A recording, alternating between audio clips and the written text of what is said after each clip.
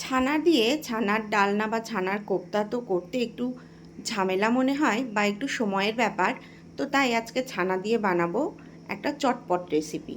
এখানে পেঁয়াজ কুচো, আদা কুচি, কাঁচা লঙ্কা কুচি আর রসুন কুচি নিয়ে নিয়েছি।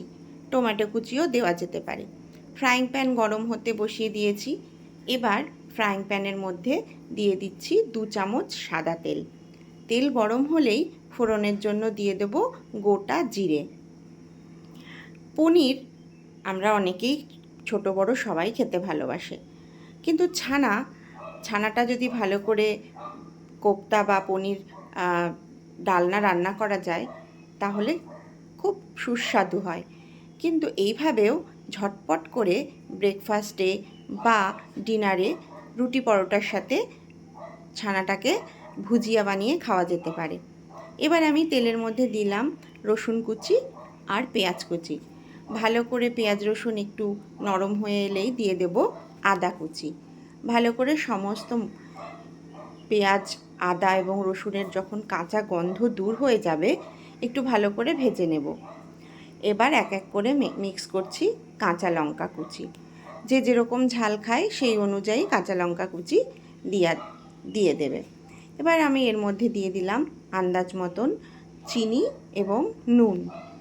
এবার ঘরে যে রেগুলার মশলা আমরা রান্নায় ব্যবহার করি, যেমন ধনে গুঁড়ো, জিরের গুঁড়ো, লঙ্কা গুঁড়ো, কাশ্মীরি লঙ্কা গুঁড়ো, তো কালারের জন্য দিয়ে দিয়েছি। এবার এখানে চাইলে হলুদ দেওয়াও যেতে পারে, আবার না দিলেও কোনো অসুবিধে নেই, আপনারা চাইলে দিতেও পারেন। এবার ভালো করে মশলাগুলোর সাথে পেঁয়াজ রসুনটাকে ভেজে নেব।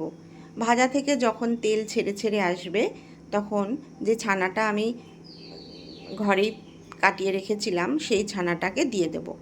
এটা আগে হাতে মেখে নিলে ভালো হতো। আমি এখানে একবারে দিয়ে তারপরে ভালোভাবে ম্যাশ করে নিচ্ছি এবং মশলার সাথে ভালো করে মিক্স করে নিয়েছি। এই রকম কোনো যেন দলা পাকিয়ে না থাকে, খুব ভালোভাবে মশলার সাথে এটাকে ভাজতে হবে। ভাজতে ভাজতে যখন তেল ছেড়ে আসবে তখন ওপর থেকে গরম মশলা ছড়িয়ে দিয়ে আরও কিছুক্ষণ নেড়ে চেড়ে ফ্রেশ ধনেপাতা কুচি দিয়ে আরেকটু স্ট্যান্ডিং টাইমে ঢেকে রেখে দিতে হবে। এইভাবে করে ছোটরাও খেতে যেরকম ভালোবাসে, এটা কিন্তু সবার খুব পছন্দের। রুটি পরোটার সাথে তো খুব ভালো লাগে। তাই ঝটপট এই ছানার ভুজি বা তোমরা বলতেই পারো পনির ভুজি, এটা যদি পনির দিয়ে করা হয় তাহলে পনিরটাকে গ্রেট করে নিয়েও এইভাবে করা যেতে পারে। নামানোর আগে উপর থেকে আমি একটু কাজু আর কিশমিশ অ্যাড করে দিলাম। ব্যাস, আমার রেডি হয়ে গেল ছানার ভুজিয়া বা ছানার ভুজি বা পনির ভুজি, যে যেই নামে ডাকবে। তো কেমন লাগলো রেসিপিটা অবশ্যই একটা কমেন্ট করে জানাতে ভুলবেন না।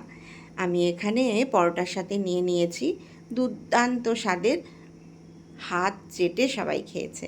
আমি বলছি না, আপনারাও বাড়িতে ট্রাই করে দেখবেন, দারুণ হয় খেতে, ছোট বড় সবার প্রিয়।